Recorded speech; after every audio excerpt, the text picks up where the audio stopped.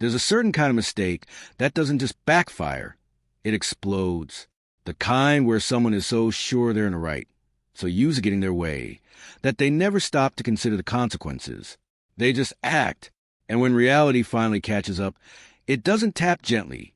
It crashes down. That's exactly what happened the day Karen decided to send a patrol team onto my farm. What she didn't realize was that she had chosen the absolute worst day possible to try something like that. I own a farm just outside a tightly regulated HOA neighborhood. 40 acres of open land, a farmhouse, a few barns, and enough distance from everyone else to enjoy real, uninterrupted silence. It's the kind of place where you wake up early, step outside, and hear nothing but the wind moving to the trees and birds calling in the distance. No HOA, no pointless rules, no one telling you what color your fence is allowed to be. And for me, that was the whole point. Unfortunately, my land borders a neighborhood that does have an HOA, and not just any HOA, but the kind run by someone who treats it like a personal badge of authority. Karen, not her real name, of course. But if you've ever dealt with someone who thinks holding a clipboard makes them powerful, you know exactly the type. Our issues started small, like they always do. At first, it was complaints about my farm equipment being visible from the edge of their neighborhood. Then it was the smell. Yes, the smell. Apparently, choosing to live next to a farm and then being shocked that it smells like one was somehow my fault. I ignored most of it because legally, they had no ground to stand on. My property wasn't part of their HOA. I followed every county regulation. Everything I did was fully within my rights. But that didn't stop Karen. She started showing up uninvited, standing at the edge of my property, taking pictures, scribbling notes, acting like she was documenting a crime scene. The first time I confronted her, she didn't even try to hide it. "We've received multiple complaints," she said, "from people who chose to live next to a farm." I replied. Her lips tightened instantly. "You need to make adjustments." "No," I said, flat and simple. That single word seemed to offend her more than anything else ever could. Over the next few months, things escalated. Letters, emails, even attempts to involve the county. Every complaint went nowhere because there was nothing to enforce. But Karen didn't want enforcement. She wanted control. And when she couldn't get it through official channels, she decided to try something else. It happened on a Thursday afternoon. I remember because it was one of the rare days I wasn't alone on the property. My cousin, who happens to be a county sheriff, was visiting. He had the day off and decided to stop by, catch up, and enjoy some quiet time away from everything.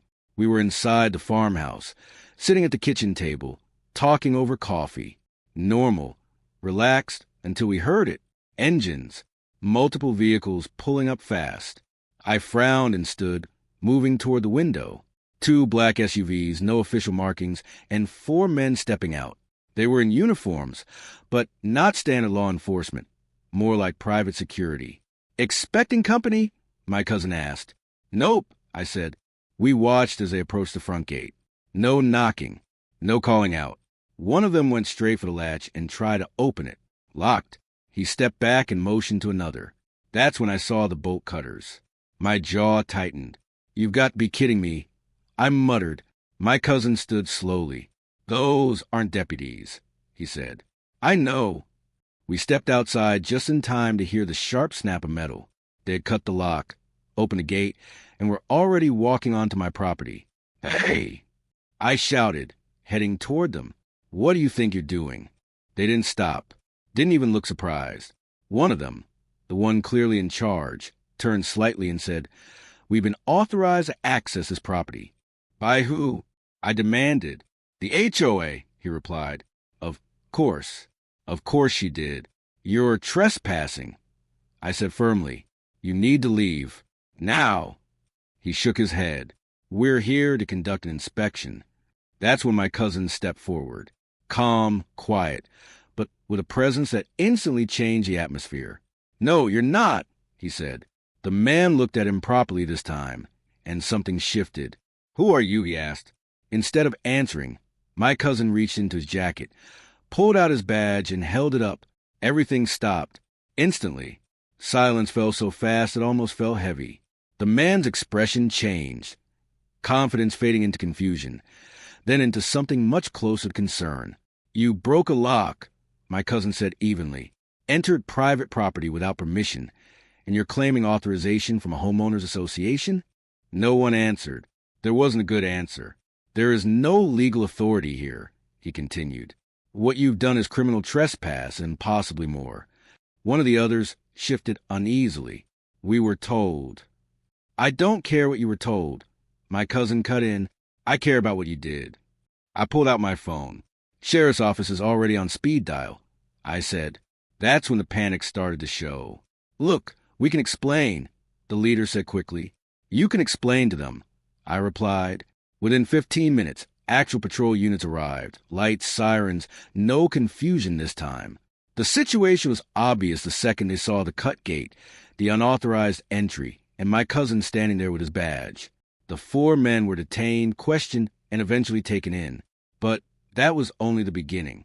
Because once the full story came out, once it was clear that an HOA had hired a private patrol team to force entry onto private property, things escalated fast. Legally, very fast. It didn't take long to trace everything back to Karen. She had authorized it, signed off on it, claimed my FAR was a nuisance that needed investigation. She thought hiring a private team would make it seem official. She thought no one would question it. And she definitely didn't expect a sheriff to be sitting inside the house when it happened. The charges piled up quickly: trespassing, destruction of property, unauthorized enforcement actions. And for Karen, conspiracy and facilitation on top of it. The HOA itself didn't escape either. Fines, legal scrutiny, and backlash from residents who suddenly realized just how far things had gone. I replaced the lock on my gate the next day. Stronger this time, not because I was worried, but because I wanted a clear boundary, one that couldn't be ignored or misunderstood. As for Karen, I haven't seen her since. I heard she either stepped down or was forced out. Hard to know which. Either way, she's not in charge anymore. And me? Life went back to normal. The farm is still the same. The equipment is still visible. And yes, it still smells like a farm. But now there's one important difference. No one sets foot on my property without permission anymore. Not neighbors. Not hired patrols. Not anyone. Because some lessons only stick after things go very, very wrong.